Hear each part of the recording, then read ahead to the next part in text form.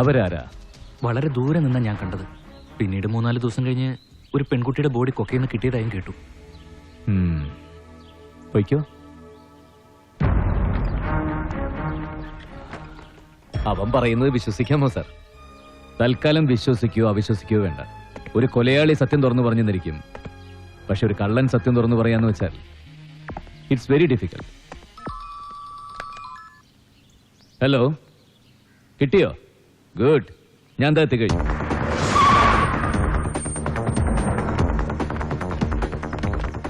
Sir, local police അവന്റെ അമ്മയെ പിന്തുടർന്ന് ശശി ഒളിച്ചു താമസിച്ചിരുന്ന സ്ഥലം കണ്ടുപിടിച്ചത്. വിവരം കിട്ടിയപ്പോ ഞങ്ങൾ ചെന്ന് കസ്റ്റഡിയിൽ എടുത്തു sir. Then come on.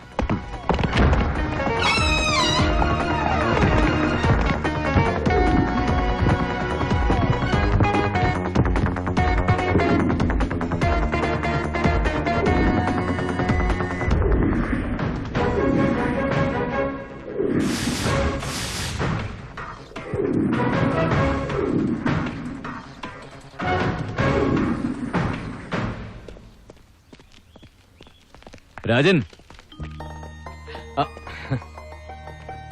Sir, വന്നേ. Good morning sir. Good morning. ധൃതിയില്ലെങ്കിൽ അല്പം സംസാരിക്കാനുണ്ടായിരുന്നു. ഞങ്ങൾ വേഷം മാറി വന്നതിന്റെ കാരണം സന്ദർഭം വരുമ്പോ പറയാന്ന് പറഞ്ഞിരുന്നു. ഉവ്വ സർ, ഇപ്പൊ അത് പറയാനുള്ള സന്ദർഭം വന്നിരിക്കുക. സർ, ഒരു ലെറ്ററാണ് ക്രൈംബ്രാഞ്ച് ഈ കേസിൽ ഇടപെടാൻ കാരണം. പുഷ്പൻ എഴുതിയ നോ നോ നോ നോ അതല്ല. ഞാനൊരു ഇൻലൻ ലെറ്ററിനെ കുറിച്ചാണ് പറയുന്നത്. പ്രകാശ് സർ, ആ ലെറ്ററിന്റെ കണ്ടന്റ് ഇത്രേ ഉള്ളൂ. ഭദ്ര പലപ്പോഴും ആത്മഹത്യയെക്കുറിച്ച് ചിന്തിച്ചിരുന്നു. താൻ സ്നേഹിച്ചയാൾ തന്നെ വഞ്ചിക്കുമോ എന്നുള്ള പേടിയും ദുഃഖവും ഒക്കെ ഭദ്രയ്ക്കുള്ളിലുണ്ടായിരുന്നു. അത് കാരണം ഭദ്ര ആത്മഹത്യ ചെയ്തിരിക്കാം. കത്ത് എഴുതിയാളുടെ പേരോ വിലാസമോ ഇല്ല, പക്ഷെ പോസ്റ്റ് ചെയ്തിരിക്കുന്ന ഇവിടുന്ന്. ഊമക്കത്താണെങ്കിലും അതിന്റെ പുറത്തെഴുതിയ അഡ്രസ്സിൽ വലിയ കാര്യമുണ്ട് രാജൻ. തിരുവനന്തപുരം സിറ്റിയിൽ താമസിക്കുന്ന ഒരാൾക്ക് തന്നെ DGP ഓഫീസിന്റെ പിൻകോഡ് അറിയാൻ പ്രയാസമുണ്ടാവും.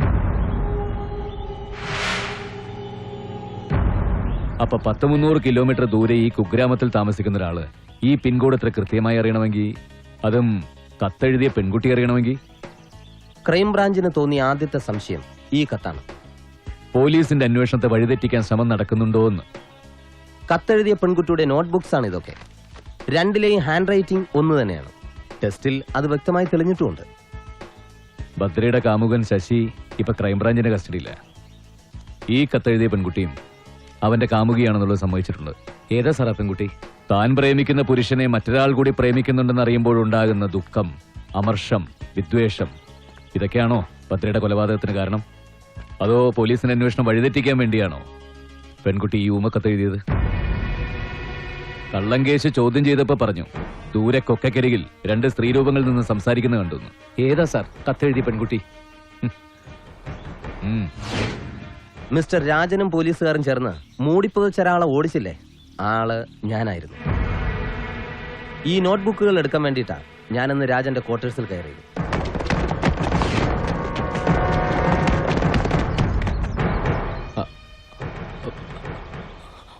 മണിക്കുട്ടി, ചേട്ടൻ കേട്ടത് മുഴുവൻ സത്യം. ആ ലെറ്റർ എഴുതിയത് ഞാൻ തന്നെയും.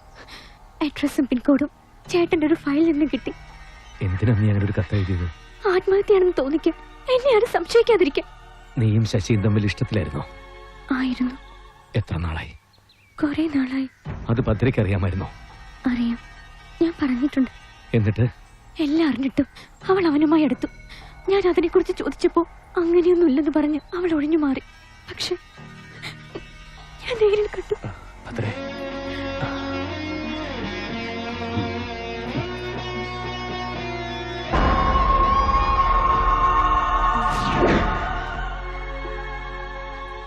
കണ്ടതിനെ കുറിച്ച് ഞാൻ അവളോട് ചോദിച്ചു. നീ എന്റെ ഫ്രണ്ടാണോ? എന്താ നിനക്കിപ്പോ സംശയം? അല്ല, ആണെങ്കിൽ എല്ലാം അറിഞ്ഞിട്ടും നീ എന്തിനാ അവനുമായി അടുത്തത്? അടുത്തത് ഞാനല്ല, ശശിയാ. നീയുമായി വെറും ഒരു പരിചയത്തിനപ്പുറം വേറൊന്നുമില്ലാന്ന് അവൻ പറഞ്ഞു. ഒരു വാക്ക് നിനക്ക് എന്നോട് ചോദിക്കായിരുന്നു. എന്തിന്? എന്നെ ഇഷ്ടപ്പെടുന്ന ആളെ സ്നേഹിക്കാൻ നിന്റെ സമ്മതം വേണോ? ടെൻഷൻ ആവണ്ട, ഞാൻ പറയുന്നതൊന്ന് കേക്ക്.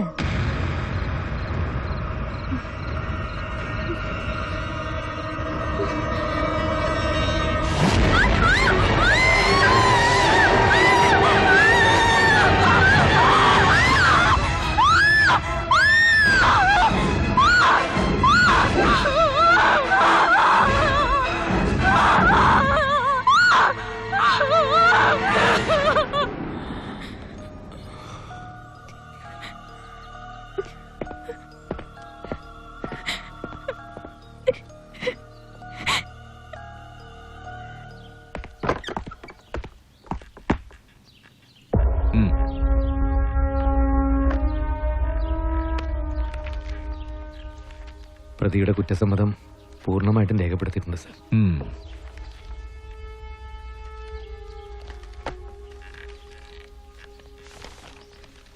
എന്റെ റെസിഗ്നേഷനാണ് സാർ.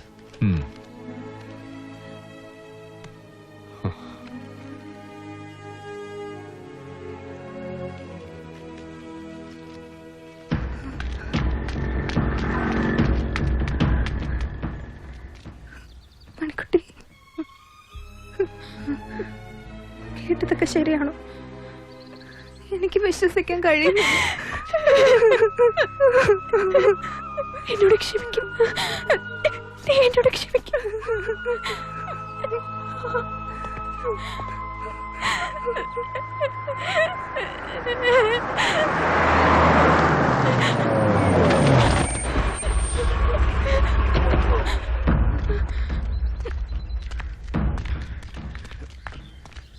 പറയുമോളെ, ഞാൻ കേട്ടത് നുണയല്ലേ? ഞാനിത് വിശ്വസിക്കില്ല. ഇവളുടെ ചേട്ടനെ രക്ഷിക്കാൻ നീ ഇത്രയും ത്യാഗം ചെയ്യണോ? അച്ഛാ, എനിക്ക് പറയണം. ഞാൻ പറയും. നീ വെറുതെ ഇരിക്കും. നീ പറ, നിന്റെ ഏട്ടൻ നിന്നോട് പറഞ്ഞോ നീ ആദ്യം കുറ്റവേക്ക്, പിന്നീട് നിന്നെ രക്ഷിച്ചോളാമെന്ന്? ഇതെന്ത് കാലം എന്റെ ദൈവമേ, ഈ കണ്ട കാലം. അതെ, കിടന്ന് തൊള്ള ഇറക്കല്ലേ, അകത്ത് സാറുമാരുണ്ട്. കേൾക്കട്ടോ, എല്ലാ സാറന്മാരും കേൾക്കാൻ വേണ്ടി തന്നെയാ പറയുന്നത്. ആങ്ങളെയും പെങ്ങളും കൂടെ ഇറങ്ങി പുറപ്പെട്ടിരിക്കുക ഇപ്പൊ. എടോ, പൂരം നന്നാണോ എന്ന് ആനയ്ക്ക് എന്താ ഇത്ര നിർബന്ധം? അതിന് പട്ട കിട്ടിയാ പോരെ വിഴുങ്ങാൻ? അതുപോലെ ഇവിടുത്തെ കാര്യങ്ങൾ. ഏത് കഴിവറുടെ മോൻ രക്ഷപ്പെട്ടാലും പ്രശ്നമല്ല, പകരം വല്ല പന്നിയോ പട്ടിയോ കിട്ടിയാ മതിയല്ലോ, അല്ലേ? കാര്യങ്ങൾ ഓക്കെ. അച്ഛാ, ഒന്ന് നിർത്തുന്നുണ്ടോ? ദണ്ണുണ്ടടി എനിക്ക്. ആവശ്യത്തിന് തെളിവും സാക്ഷികളോടും കൂടി ഒരുത്തരെ പ്രതിയാക്കിയിട്ട് ഇപ്പൊ ഇതാ പുതിയൊരാള്. മിസ്റ്റർ കൈമൾ, ഇനി ഈ പ്രതിയും മാറി നാളെ വേറൊരാള് വരുമോ പ്രതിസ്ഥാനത്ത്? ഐസ് കട്ടെ പൈൻ്റ് ഒഴിക്കൽ കേട്ടോ സാറേ. ഇനിയും ഇവിടെ കിടന്ന് ബഹളം ഉണ്ടാക്കിയാൽ ഞങ്ങൾ കേട്ടോണ്ട് നിൽക്കില്ല. മോളച്ഛനെ വിളിച്ചോണ്ട് പോ. വാ അച്ഛാ, നമുക്ക് പോവാം. ഞാൻ പോകാം, പക്ഷെ ഇത് ഒരു പോക്കാവൂല. എന്നെ ഹൈക്കോടതിയല്ല സുപ്രീം കോടതി വരെ പോയാലും വേണ്ടില്ല. ഇവിടെ നടക്കുന്ന തോന്നിയാസത്തെ ഞാൻ ചലഞ്ച് ചെയ്തിരിക്കും. ഞാൻ വിടില്ല, ചത്താലും വിടില്ല. കുമ്മത്ത് കൈമള പറയുന്നു. വണ്ടി വിടണോ?